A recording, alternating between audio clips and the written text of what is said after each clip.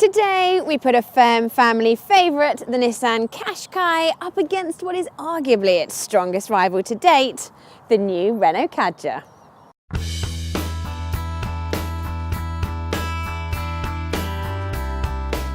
If the newcomer looks somewhat familiar, it's because Nissan and Renault are part of an alliance, and so the Kadjar uses the same platform and engines as the Qashqai.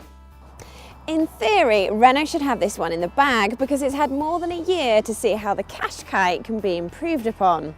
No surprise then, it's managed to liberate a bit more boot space, although it is worth noting you don't get these adjustable floors on the entry-level model, and Renault has decided to go for this retractable parcel shelf as opposed to the fixed one on the Qashqai. Rear seat space is about equal, with both cars able to carry 4 adults or 5 at a push. And of course, a rear-facing child seat slips into the Isofix mountings with ease, and the boot will easily swallow a baby buggy.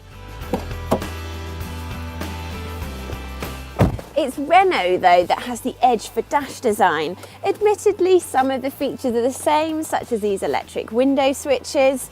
Renault, though, has done a good job of making its mark with these different air vents and nifty TFT screen, where the Nissan has just analog dials.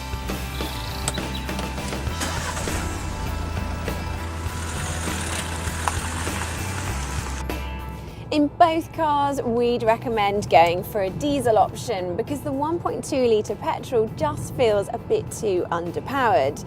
In this Kadjar, we've got the 1.6 litre diesel, which has 130 horsepower, and it feels punchy enough to haul around a family and its luggage, but I would say it's a little noisy under acceleration and on idle.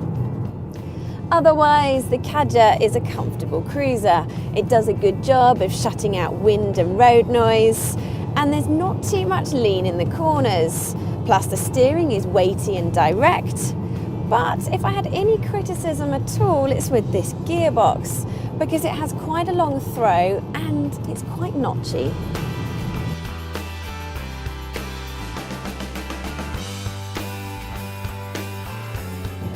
The gearbox in this Nissan is more precise but still has a really long throw, so isn't perfect.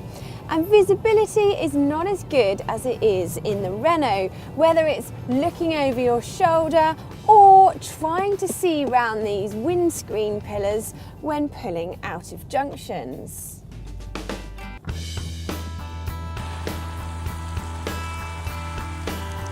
It's worth noting though, while it only has 110 horsepower, the 1.5 litre diesel is the one to go for, whether you have a Qashqai or a Kadjar, because it's smoother, quieter and more economical. In lab tests, this engine returned more than 70 miles per gallon, and it's impressive in the real world too, giving 54 miles per gallon in our hands.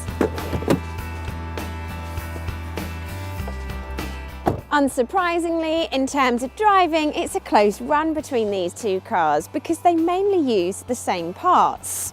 The choice then is going to come down to two things: which one you think looks better and how much they cost to buy and run. It is here that Renault seems to gain an edge, with a range that starts at £18,000, which is £500 less than the Qashqai. You'll also get a 4-year warranty from Renault compared with 3 years with the Nissan. However, look more closely, and as you move up the Qashqai range, you'll see you get more equipment for your money. Plus, in the long run, it retains more of its value. So, unless you need every inch of boot space and love the Renault's fancy dials, the Nissan is still the one to have.